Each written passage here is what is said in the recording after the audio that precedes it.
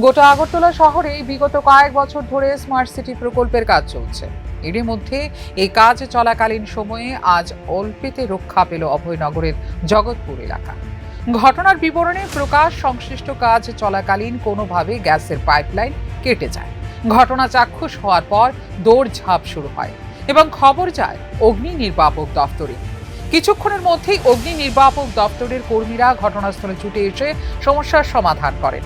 এই সমস্যার সমাধান হওয়ার পর স্থানীয়দের মধ্যে স্বস্তির আবহ পরিলক্ষিত হয়েছে। গোটা বিষয় নিয়ে সরাসরি কিছু বলতে না চাইলেও অগ্নি নির্বাপক দপ্তরের কর্মীদের বক্তব্যের মধ্যে তাৎপর্যপূর্ণ ইঙ্গিত পাওয়া গেছে, যেখানে সংশ্লিষ্ট কাজ পরিচালন করার ক্ষেত্রে ত্রুটি রয়েছে।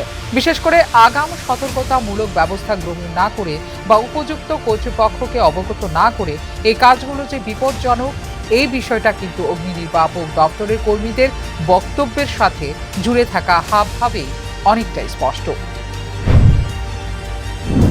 ছিল আপনাদের কাছে কি খবরটা আছে এটা একটু এটা আমরা করতে পারি না না আপনাদের কাছে নিশ্চয়ই খবর আছিল যে পাইপলাইন পাড়া গেছে। আমাদের ফায়ার ডিপার্টমেন্ট না না, আপনারা কি দেখছেন? আমরা অফিস থেকে কল করা হয়েছে, এই কারণে আমরা আইছি। কি পাইছেন, মানে কি দেখছেন? এখানে 33 লাইনের একটা পাইপ কাটা গেছে, এই লাইনটা বন্ধ করে দিয়ে গেছে। কতক্ষণ সময় লাগলো এই কাজটা করতে? এটা আধা ঘন্টা 1 ঘন্টার ভিতরে হয়ে যাবে। আচ্ছা, যেহেতু পাইপলাইনের কাজ করা হয় বিভিন্ন শহরে বিভিন্ন জায়গাতে, তো সেই জায়গার মধ্যে আপনাদের কি অ্যাডভান্স জানানো হয় যে এই জায়গাতে কাজ করবে বা পাইপলাইন হ্যাঁ, এটা তো অফিসে জানানো হয়, উইন্ডো অফিসে। আমরা ফায়ার ডিপার্টমেন্ট থেকে, তো আমরা এটাই ইয়ে করি না। অনুমতি নেওয়া হয় আপনাদের কাছে? এটা অফিসে জানে, টিএনজিসির অফিস। তো আমরা তো ফায়ার ডিপার্টমেন্ট টিএনজিসির, তো আমরা এটা ওদের ইয়ে করতে পারি।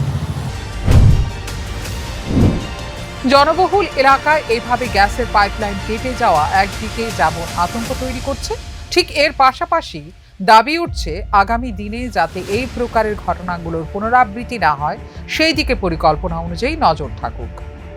ফিরো রিপোর্ট, নিউজ নাও।